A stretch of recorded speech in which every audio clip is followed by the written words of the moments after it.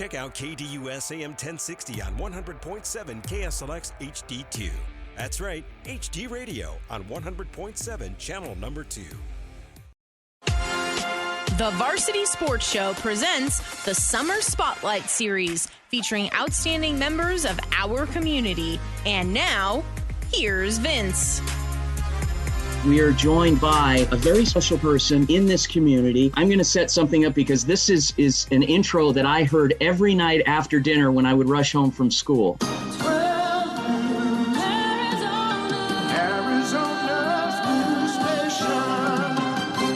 All right, hopefully you heard that. And joined by veteran broadcaster Lynn Sue Cooney.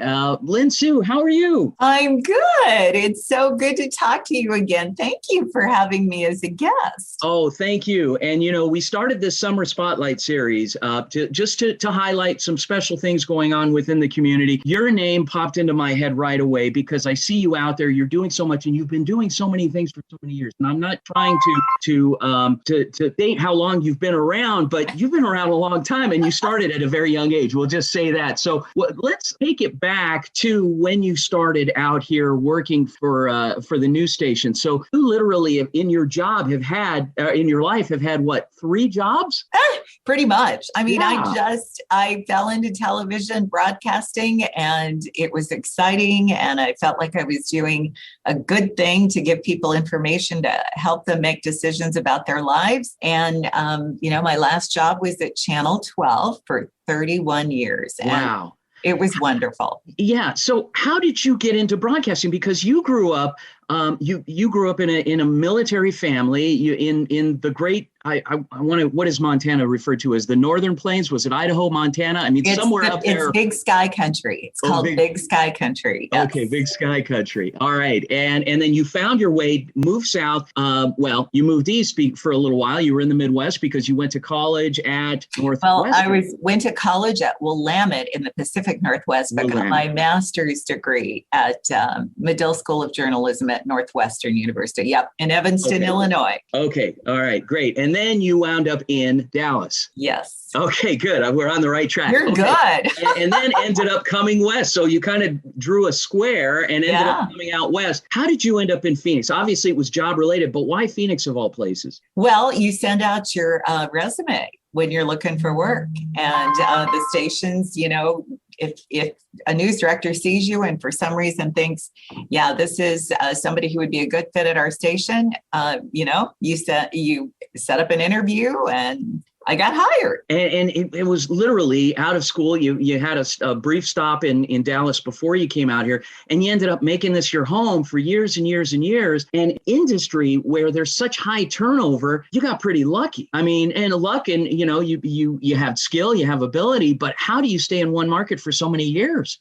I have no idea. I owe it all to the viewers because, as you know, in radio, it's all ratings, right? Yeah. And, for some reason, they kept watching, and we had excellent ratings, and I felt like I was part of the community and I was serving the community, and they kept me in that chair all those years, and I loved it.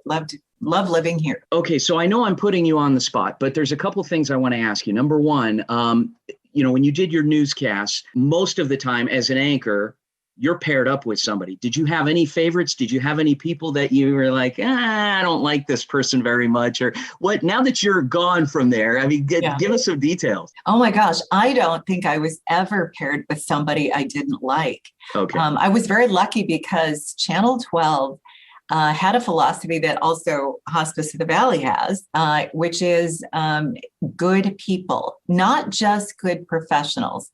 They weren't interested in just having people who were really good journalists, although you had to be one. But if you weren't a good person, you either didn't get hired, or if somehow you slipped under the bar, you didn't last long.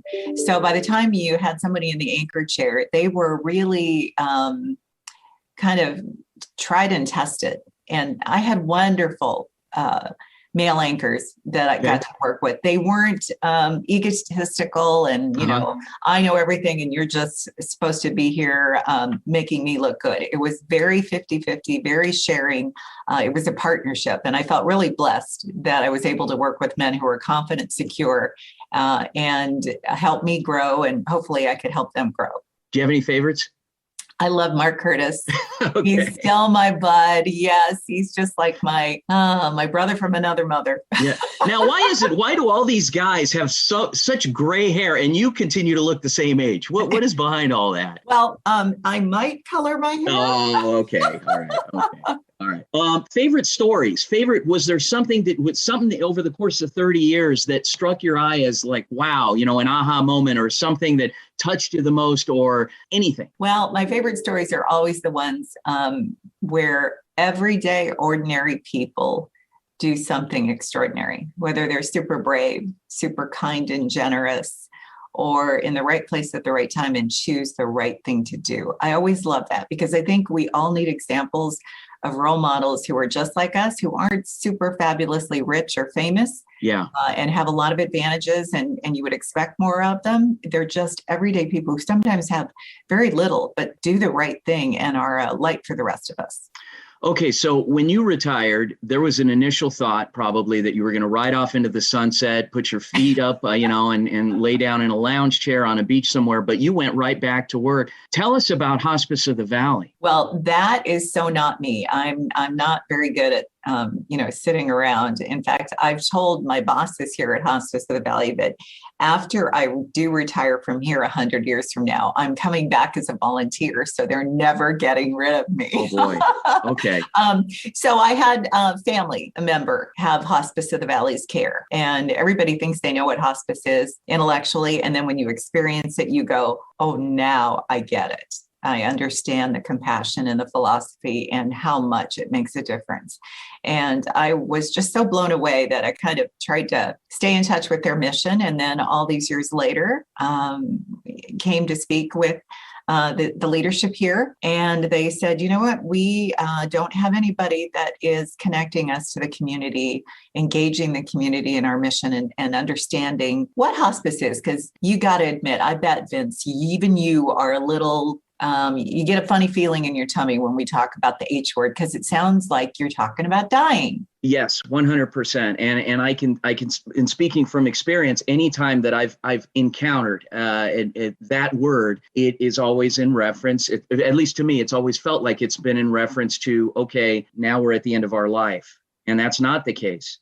Well, it's obviously care for those who are terminally ill. So it is going to come at the end of your journey on life, but it isn't imminent. Your death isn't necessarily imminent. And I kind of liken it to this. So if you have a mouthful of cavities, you're going to hate the dentist, right? But really, it's the cavities, it's the excess sugar, it's all the bad hygiene and everything that is really, taken away the health of your mouth. So whatever disease process you have, that's what has happened to you. Terminal illness. The dentist or the hospice is really the philosophy of care that wraps itself around you and tries to help you in that stage of your life. And so you get some of that negativity, just like the person doesn't really like going to the dentist, but they're really there to help you. And the hospice team is an interdisciplinary team. So they're there not only just to help you with the physical pain of maybe stomach cancer, but there's social pain because you're not at work anymore and you've lost your friends. There's spiritual pain. What's going to happen to my soul when I die? All kinds of emotional distress. And the team is there to really help you and then your loved ones because they're going through it too. Is there, I don't know how to ask this question without coming across the wrong way, but when you call in hospice, is there always an expiration date? So in other words, can someone live and thrive while receiving hospice care for 5 years, 10 years, or is it always within the last 6 months of their time on this earth? That is one of the most important questions anybody can ever ask, seriously. And it cracks me up because I've never heard expiration date, but that's a good way to ask it. No, so here is a huge myth of hospice. Yes, you do have to be at the end of life because they need to have some parameters, right? But sometimes people come to hospice and they've had, I don't know how many rounds of chemo. They're not doing so well. So when you give up the curative and you come to hospice and you get all of this wonderful customized care, you actually feel better. You actually get your appetite back. You gain weight. You are starting to thrive. Some people go on to live for quite a long time, maybe years before they actually pass. Others feel well enough to go and have another round of chemo. The thing about a hospice is, yes, you have to have certain parameters to be eligible, but if you graduate, which is what we call it, because you're doing so well on hospice, it doesn't matter, because when you come back, the benefit is waiting for you as if you've never used it. It doesn't run out. It doesn't run out. You don't use it up. It's there for you while you qualify. If you are so well you don't qualify, you go off and live your life. And when you come back, it's still there for you. Joined by veteran broadcaster Lynn Sue Cooney, who now represents Hospice of the Valley, or I should say for the past 5-6 years now, it's already been that you've been doing this. And she is part of our Summer Spotlight series here on the Varsity Sports Show. Lynn Sue, let's talk about some of the other services that Hospice of the Valley engages in with their outreach. What are some of the things that we're going to be talking about today? Yeah, so we're called Hospice of the Valley. So you hear the word hospice, that means end of life. But we also do dementia care. We come into your home and help the caregiver figure out how to communicate with somebody who's going to ask, when are we having lunch? 100 times in 10 minutes, right? Because they can't remember all those things, or they lose their ability to speak. There's ways to make connection. We have pediatric care because kiddos get life-limiting diseases and are medically fragile. It's not just older people. We have community grief support. So that's for anybody in the community, whether or not we took care of a loved one. Because what if your next door neighbor's son had a motorcycle accident and died instantly? They couldn't call hospice, right? But they're still grieving. So we have had community grief support available for everyone in our community for years and years. We teach mindfulness meditation to the community so that people can reduce stress, because caregiving is a very stressful thing. It can take a toll on your health. We salute military veterans at end of life. We have a senior placement service. So say your mom or dad can't live alone anymore and they need to find a place, and you don't want to spend a lot of money on a contract with a placement agency. We do that for free. Wow. So there's lots of we help you with living wills and medical power of attorneys. And if you like to shop, Vince, have you been into any of our thrift stores? I have not. You got to go. We have 5 of them. There's a new one in the Arcadia area that's really hip. And it's amazing stuff, because most of the people who donate, a lot of the people who donate to us are family members that we've cared for. So when mom or dad passes, they go, oh, here's this antique hutch. We want you to have it, because we know the money goes to charity care. Oh, here's mom's piano. We want you to have it. It's amazing what you find in the stores. Well, and the pets. I love the pets. Talk to me about the programs with the fur babies. Okay, pet therapy is amazing. We have about 70 pet teams, and they made, COVID was a bad year, right, for everybody. So we can only make about 400 pet visits, but on a normal year, we make over 2,200. So we take pets, dogs mostly, but cats, believe it or not, some bunnies, and a miniature horse. And we visit patients to brighten their day and just take their mind off of, being alone and maybe being a little anxious.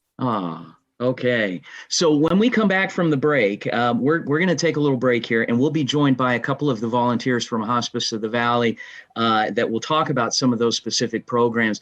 Veteran broadcaster and community relations representative. Is that your title now with Hospice? It's Director of Community Engagement. Because I'm engaging the community. Well, when you said that you had a boss, I was surprised. I thought you signed the checks. There. No, that's not true. Okay. All right. So you have a boss. Okay. And my new best friend. We can call it that. We're BFFs. Okay. Awesome. Thanks, Lynn Sue. All right, guys. Thanks so much for tuning in, and we'll be back. Thanks again, Lynn Sue. Thank you.